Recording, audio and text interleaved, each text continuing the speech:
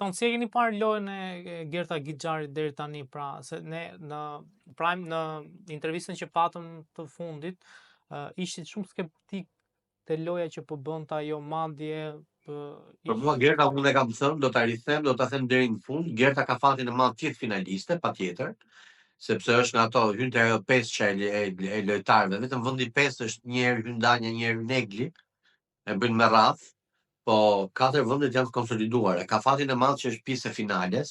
Kjo i jep luksin të nxjerrë çdo lloj budalliku nga goja. Më vjen shumë keq që një grua e martuar me fëmijë ka hyrë në Big Brother për të folur më tepër që është, domethënë është një grua që për çdo fjalë që thuhet, jo ti mos fol për mua, un kam të drejtë të flas për ty, un kam të drejtë të them për ty që ti punon rrugëve, që ti rri nëpër trotuare, që ti shfrytëzon meshkuj, po ti nuk ke të drejtë për mua, sepse un jam e martuar. Po mirë, grua, ti mund të jesh e martuar, po ti s'ka ardhur brenda në shtëpinë e Big Brotherit bashkë me burrin.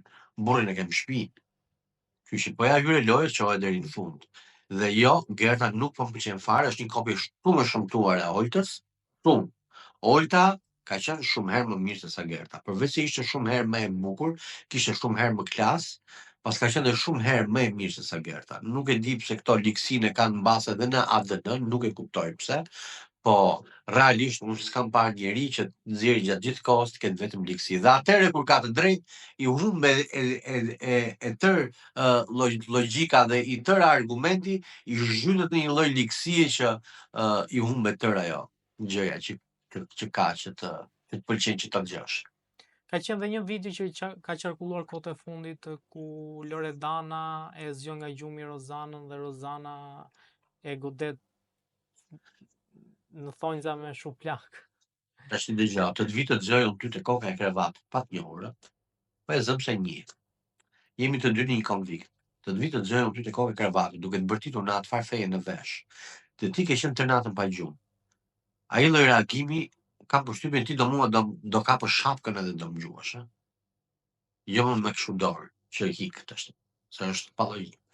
Nuk është ka vepra penale që kryen kur tjerët janë në efektin e alkoolit apo drogës dhe nuk quhen më vepra penale, po merren dhe rehabilitohen, sepse kanë qenë në efektin e asaj. Jo një njeri që është në gjumë dhe i shkon dikush edhe i mbërtet dhe që ka një reagim instinktiv siç mund të ketë çdo njeri. Në qoftë se ajo do të ishte kaq e rëndë, do kishte reaguar vetë Loredana, do kishte vënë kujën. Po, si e keni parë këtë dyshën Jozi me Loredanën?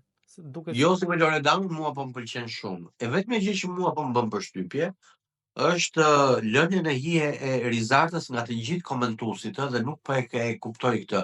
Shiko, Rizarta është ajo vajza 20 vjeçare që të gjithë neve mendonim që nga shumë e ngurtë, po ta vësh re, Rizarta që kur ka hyrë, s'më dukur mua as pak e urtë. Tash që unë po bëja një llogari, Rizarta ishte ajo që ju ngjit gjestin. Rizarta ishte ajo që u ngjit Alba. Rizarta ishte ajo që shkaktoi atë bujën e madhe, jo më harxhoi shampo, jo sminte babë, jo bënte sikur nuk e dinte që po fliste me psikologe.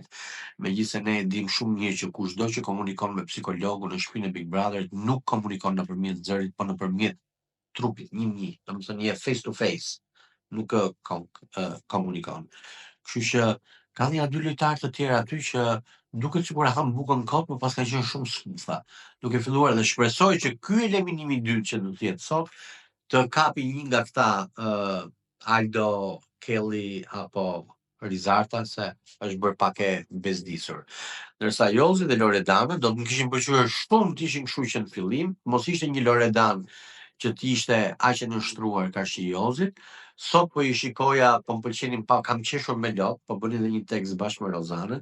Jozi nuk që nga ideali aq i keq sa na është shfaqur në fillim, mbase ka qenë një gabim taktik mënyra se si ai na u vetë ofrua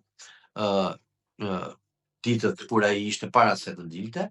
Me sa duket dalja i ka bërë mirë. Do të ishte mirë që të gjithë banorët kishin dalë nga një javë dhe pastaj të ishin rifutur, ta kishin bërë me një lloj programimi. Do të ishte mirë edhe për produksionin se do ishte ulur çmimi, s'do merrnin më 100.000 euro, po do merrnin 50, do kishin më pak shpenzime, po dhe do ishin më të freskët, do ishin dhe më të mirë sepse do kishin parë gabimet e tyre, sepse po ta mendosh, një pjesë e mirë e banorëve kryesorë kanë dalë dhe kanë hyrë brenda asaj shtëpie. Gerta dhe Rozana, Laerti dhe Valpona janë ata që nuk akoma s'kan dalë nga lojtarët kryesorë, që nuk kanë dalë njëherë jashtë shtëpisë të marrin ajër, të lexojnë se çfarë bëhet rreth e qarke dhe pastaj të rifuten prapë. Egli pastaj është fenomeni i vitit që doli 9 ditë edhe tani bën sikur s'ka dalë.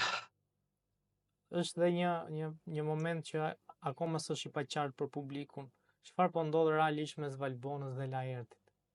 Ajo që ka ndodhur për herë, midis tyre ka kimi, Valbona e pëlqen, Laerti e pëlqen, vlerësoj shumë pjesën e Laertit që nuk do ta cënoj si femër brenda shtëpisë, dëshiron që gjërat i lëri kur të dalin jashtë. Më pëlqen dhe Valbona që e ka kuptuar këtë pjesë. Do të ishte më mirë, janë dy njerëz të rritur. Laerti nuk është një djalë i ri, 24 vjeçar si puna e Gjesit, apo 27 si puna e Jozit, apo 30 si puna e Aldos, është 52 vjeç, apo 51 vjeç, sa është, sa nuk e di tash.